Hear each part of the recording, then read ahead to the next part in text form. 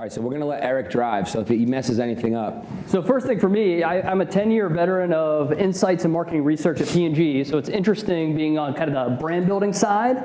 So I said I'd keep it really fun, because some of these presentations get kind of dry. First of all, I want to tell you a stat. In Hamilton County, which is where the big county in the city of Cincinnati, 1 in 6 people have a felony. 1 in 6. Probably a number I didn't believe when I first heard it. And the biggest thing about re-entry, the biggest challenge for someone with a felony is getting employment after having a felony. It's a very hard thing to do. Everybody checks that box as they have a job application. Well, we at Nehemiah Manufacturing are on an absolute mission to provide second chances for people who need it. So we are based in the urban core of Cincinnati, and we've created over 110 jobs in the inner city for people that need a second chance. And that's somebody that, thank you. So this could be incarceration, this could be a history of drug and alcohol addiction, but that is why we are here, and that's why, but what we do, and my history is in CPG brand building, what we do is we build brands to create jobs. We've continued to have a very much a linear growth in jobs. You can see our employees here every Friday in the summer. This is actually our manufacturing facility. We get together for a grill out together. Our CEO has the straw hat on. You'd never know. Totally different culture than right down the road. And a quote that we had recently that was published in Google's Economic Impact Report was that online advertising is the great equalizer. We were a small company. We have to spend money efficiently. And I'll talk a little bit more about that. And to brag on us a little bit more, as we were just ranked the number 5 place to work in the city of Cincinnati. So who are we? What brands do we have? So you can see I was hawking Boogie Wipes around. I have 2 young daughters, love Boogie Wipes.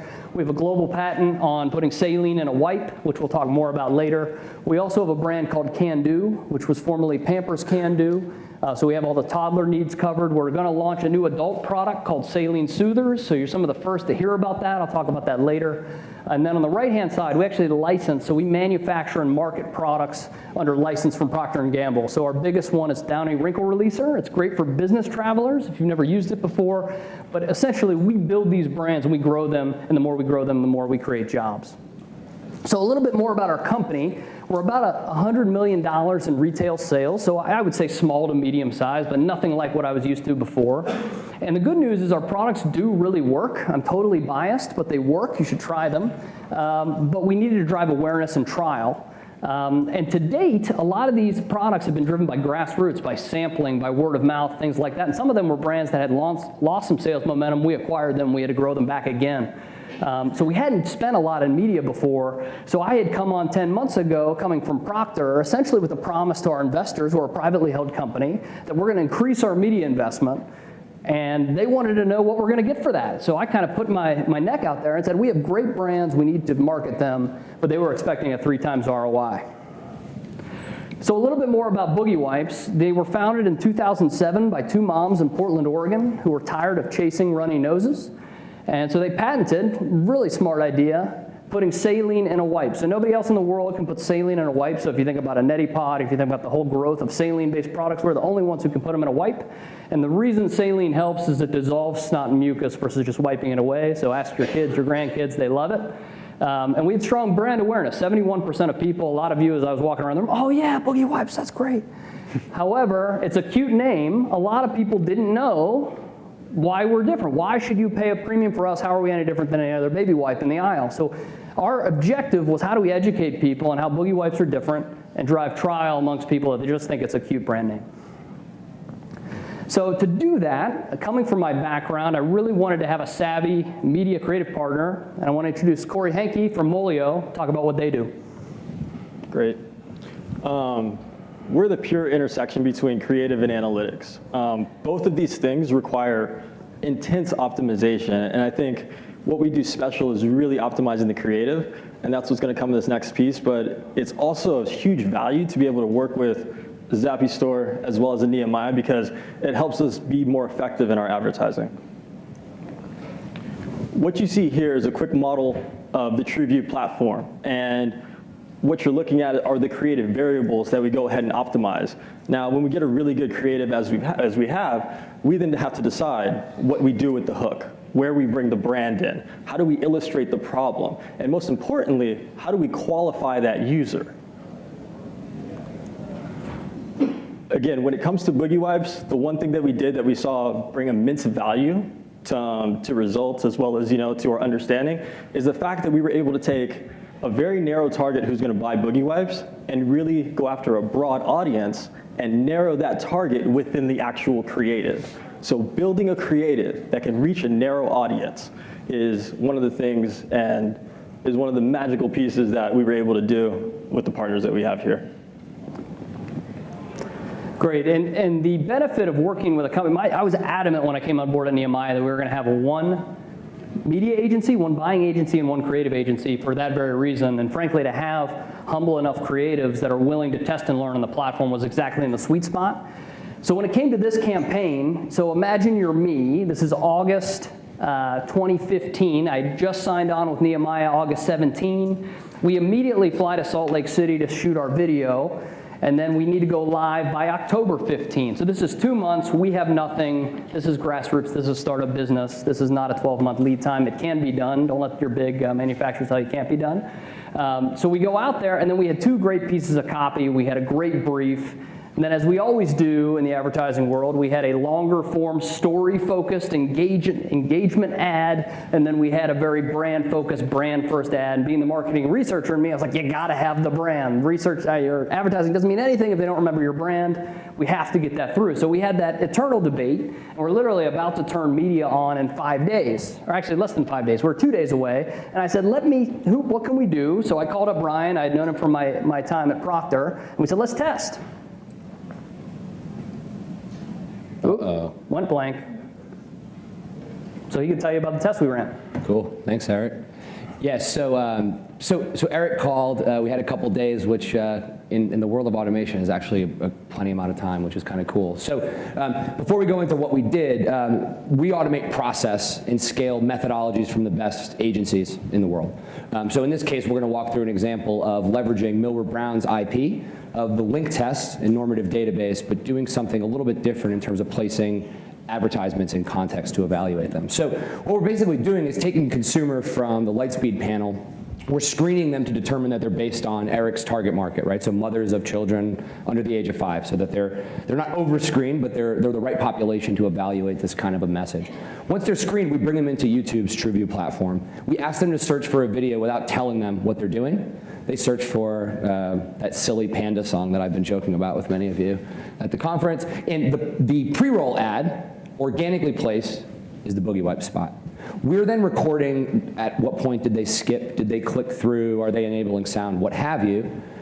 Before that, then we bring them back to our environment, show them the ad, we take them through a validated set of copy testing questions, and based on automation, as soon as that is done, so that was a few hours later, report, stat tested, visualized, is ready for Eric and Cord to take over. And I think, Ryan, one thing to build on that, for me, I actually wrote papers at the time in my previous job that said, in the world of real-time ad buying, do you really need to have research? Yep. Shouldn't we just put things out there in the wild? And for me, this was the right cost, because when I can buy, a $15 CPM, I can get the data really fast. But what I liked was, in this case, and you'll see how that helped us make decisions, we got verbatim responses, we got normative standards and everything else, what you wouldn't have if you just put media in the wild. I don't know how this actually works. Cool. So 12 hours later, Eric gets an email, report ready, so they're able to start to evaluate. So what this says on the screen, and the text might be hard for some of you in the back to read, but what it says is the brand building ad is the best ad. And that's what he should do, because it's likely to drive consideration and trial, and it delivers on the key messages. Which vindicates all the researchers in the room, so tell your creatives to give me a call. Yeah, so this is interesting, right? So I see a lot of these conferences and we show data charts. Eric heads marketing for a company that's growing very quickly. What Eric and Richard, the CEO of Nehemiah, really want to know is, what am I going to do next? So that's the answer to his question. Now, there's a bunch of data that we can look at, but ultimately what's most important is the answer to the business question. So when we talk about this new world of merging tech and best-in-class thinking, it's important that we use tech to scale the best-in-class thinking, not replace it. The next is just another showing of is this going to drive breakthrough in trial, which was a key objective. And based on the relationship between the data that we collected and the link normative database, we're very confident that the brand-led ad was the right ad to go forward with. So if we did want to go look at what people actually thought, and we were contemplating not showing you guys any data, but it is a research conference, so we'll ease away from it. But we're able to see that this is a persuasive ad, particularly among people who haven't trialed it, at a 95% confidence level against a very robust normative database. We're then also able to see that it's enjoyable. So this is a digital advertisement. We have to be engaging. So we're seeing that it's enjoyable. It's also communicating the brand message. Is the branded spot had the same amount of enjoyment and more involvement than the non-branded spot. So I mean, again, you can have engagement and brand building at the same time, which is our task to Molio, so they succeeded. Exactly, and then we go ahead and we look at what people actually thought, and what we're seeing here is the story in a pre-roll environment takes too long. And we saw that in the behavioral data. People were skipping as soon as they could, despite rating it really well, whereas the brand spot, people were watching longer. But generally speaking, we saw two really good pieces of creative, which in many kind of monadic tests might be hard to differentiate, but we were able to determine based on what the objective was, it's brand. That's what we're doing. So let's see what you guys think. So this is the ad that we went with. And I mean all. One thing I know about a cold is that tissue, paper towel, or even your sleeve are all savage on your little one's skin, especially if you're wiping 20, 30, or even 40 times a day. It's like sandpaper on your baby's nose. And that was before one brilliant one brought home Boogie Wipes. Boogie Wipes are the first natural saline nose wipes invented by mums for kids, and they're patented. Unlike other wipes, Boogie Wipes have no harsh or drying chemicals. Their natural saline dissolves mucus without irritation, and thanks to aloe, vitamin E, and chamomile, instead of annoyed, skin feels moisturized. Pampered even. Look, at the end of the day, your children will get sick. They're kids after all. But take it from someone who's had quite a few children. You can prepare yourself for the worst and provide them with the best. They're all I use, and I do have a reputation to uphold. Make wiping your little one's nose a much less painful experience. Click here to get Boogie Wipes today. Like Boogie Wipes? Try our sterile saline Boogie Mist, the only saline mist with a scented schnozzle. I got to tell a quick Boogie Wipe story. I have an infant, right? And before Eric called, with 12 hours before he had to place his media, and I knew about Boogie Wipes, I used to have to clean his boogies, which they get at daycare, with regular baby wipes, and he used to shout at me. And so it was funny when I met Eric and I started buying Boogie Wipes. For about 4 months, he would pretend that it still hurt, and now it's completely subsided. So he has nothing to complain about now. So it's pretty funny. No, I appreciate the paid endorsement. Unpaid endorsement. That was earned, Eric. Two things I think you're asking yourself. One, the kid with all the nasty boogers, that was Sugar. So we had a makeup artist do Sugar, was pretty funny. And the nanny is actually British. So the other thing, if you didn't know that or not, we had a bunch of Americans try and do British. They weren't quite right. So what happened? So these are actual sales results, and I can tell you about how we did this correlation later. This is extremely exciting for us, and again, the results vary by retailer, but we're averaging approximately plus 10% sales versus year ago, apples to apples at key retailers, which for us was a massive shift.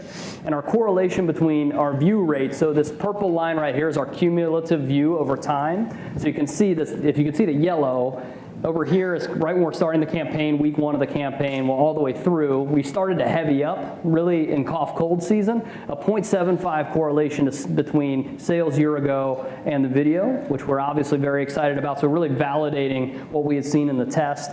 We've seen step changes in our awareness and our persuasion and our brand tracker.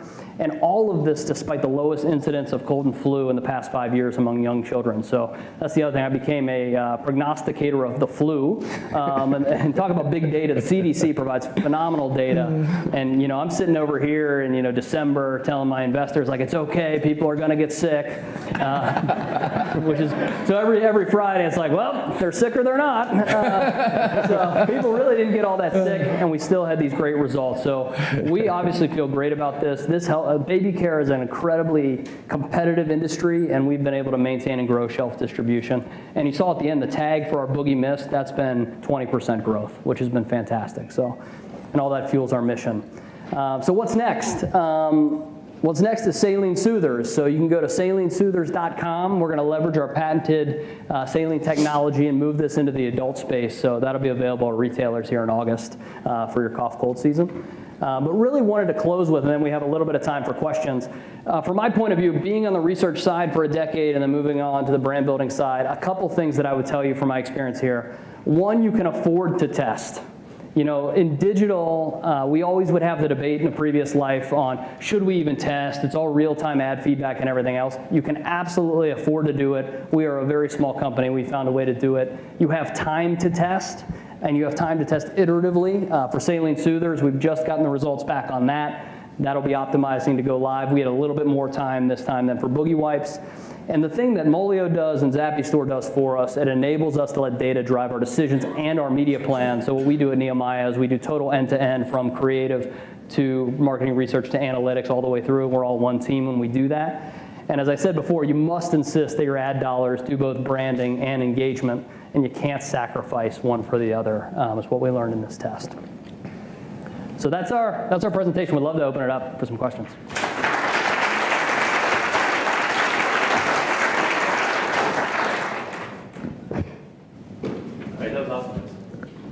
First question, right back over here. I can't see, it's very bright. Go ahead, we see you right there. What was? Oh, sorry. Ladies first. Thank you. What was the YouTube tool that you mentioned for video testing? So there's a tool that lives on Zappy Store. It's technology that uses the Milner-Brown methodology, and then we organically place the media, leveraging technology from a company called IIeX that allows us to place the ads in the environment just as they would be if you paid for the media. But the ad unit Corey was talking about is called TrueView. So it's where you only pay when people hit 30 seconds and you can skip after 5 seconds. So we do that, to Corey's point, and you can talk about more about this, is we qualify users. So we want to make sure somebody, for us, when it's kind of a need state base, you know, if you don't need a boogie wipe, we're not paying for you to serve you an ad. So we think it's effective.